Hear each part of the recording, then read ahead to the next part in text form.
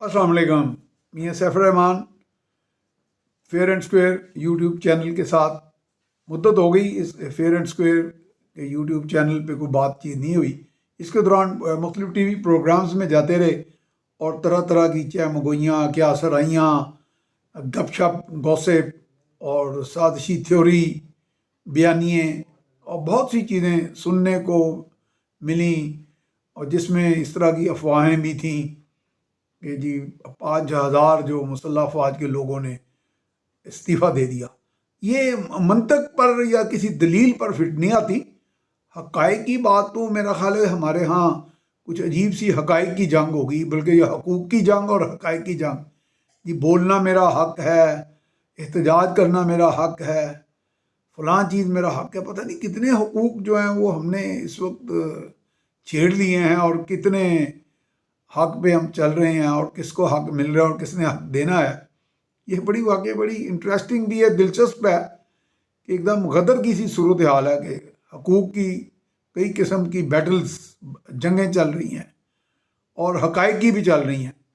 अब जो साहब 30-40 साल तजुर्बे सहाफ़त के मुख्तलिफ फील्ड्स में रह के इंटरेक्शन करने के बाद, हर तरह के लोगों को करीब से देखने के बाद किसी नतीजे पे ना पहुँचें या अंदर की खबर ना दे सकें, तो उनको कोई बेइल्म भी कहा जाता है या लाइल्म कह दिया जाता है। और जो बड़ी अच्छी डिसइंफॉर्मेशन बड़े पाँव जोड़ के और टका के जिसे वाह देते हैं, जिसे कहते हैं, वो हमारे यहाँ चूँकि किस्सा गोई बहुत ज़्यादा एक दिलचस्प मशगला है, वो बड़ी पसंद की जाती है कि जी ये अफसाना बड़ा अच्छा पेश करते हैं, और कोई उसको अफसाना समझता भी नहीं है, वो हकीकत ही समझी जाती है।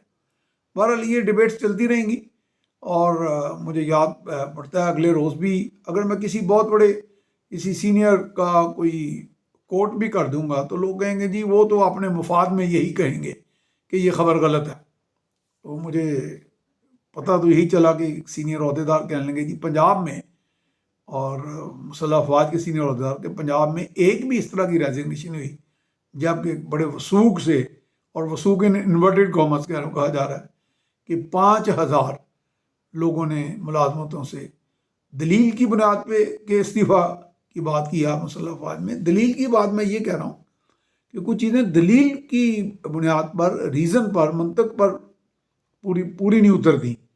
वो ये है कि इतना बड़ा जो एन ब्लॉक जिसे कहते हैं अंग्रेजी में, मैसेज जो इस्तीफ़े होंगे तो वो तो एक बगावत की सी कैफियत हो जाएगी ना। तो अल्लाह ना करे कि ऐसी सूरत हो। बगावतें भी दुनिया में होती हैं, लेकिन हमारे यहाँ एक बड़ा मुनज़्ज़म निज़ाम चल रहा है। अभी भी लोग हमारे यहाँ पुरअमन हैं और इदारों में भी हैं, पुरअमन हैं, और ये बड़ा एक पूरा मुआशरा हमारा तमाम तर इम्बैलेंस के, गैर मुतवाज़न होने के बावजूद अभी तक एक मुतवाज़न मुआशरे के तौर पे, मुतवाज़न सोसाइटी के तौर पे आगे बढ़ रहा है।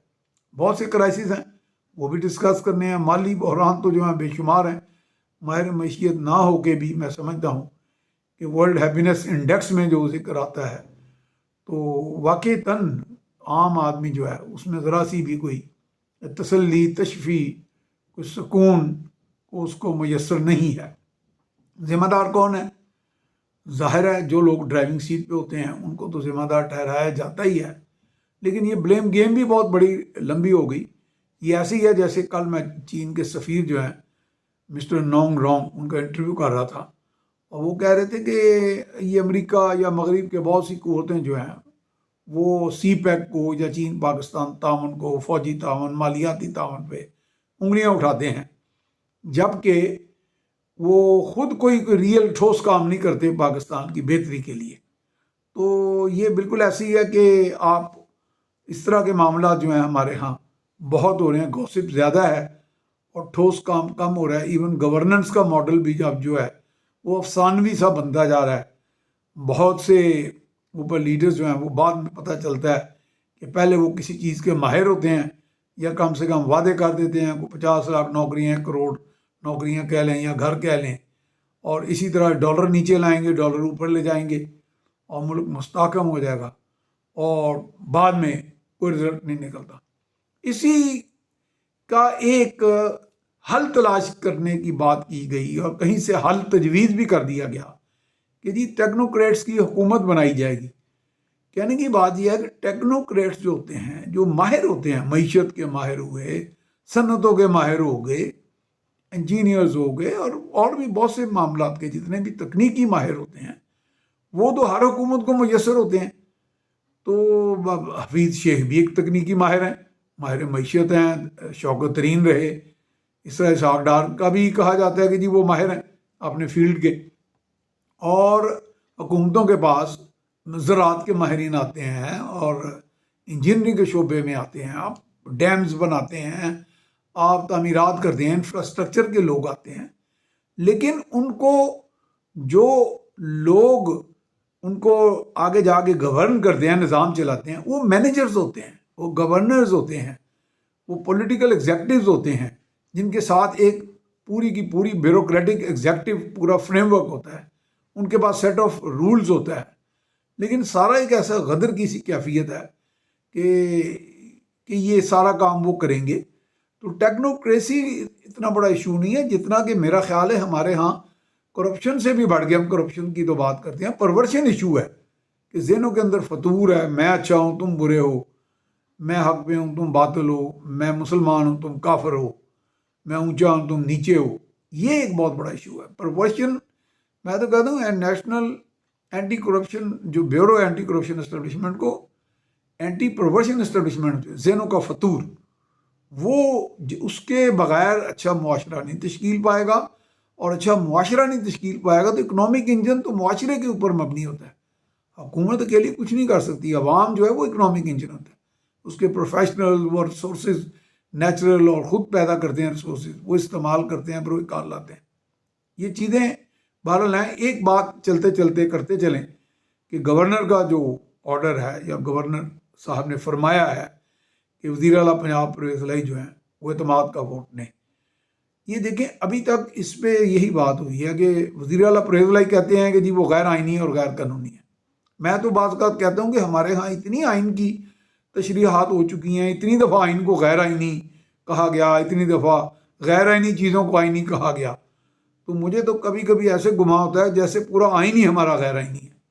تو یہ اس آرڈر پہ کوئی ابھی تک گورنر کے اس فرمان پہ ابھی تک فرمان ہی کہہ لیں چلیں، یہ لفظ اگر پسند آتا کسی کو، اگر نہ پسند ہے تو معذرت، کہ فرمان پر کوئی ریسٹریننگ آرڈر جسے اسٹے آرڈر کہتے ہیں، یورپ عام میں کہتے ہیں یار امر مانے کوئی نہیں ہے.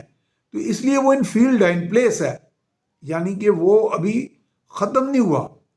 تو اس لیے جب یا تو پھر عدالت سے کوئی اسٹے آرڈر لے لے پرویز الہی صاحب، تو پھر نہیں تو ادروائز تو وہ اپنی جگہ پہ قائم ہے اور برقرار ہے، اور اس کے مطابق ان کو آئین کے مطابق عمل کرنا پڑے گا.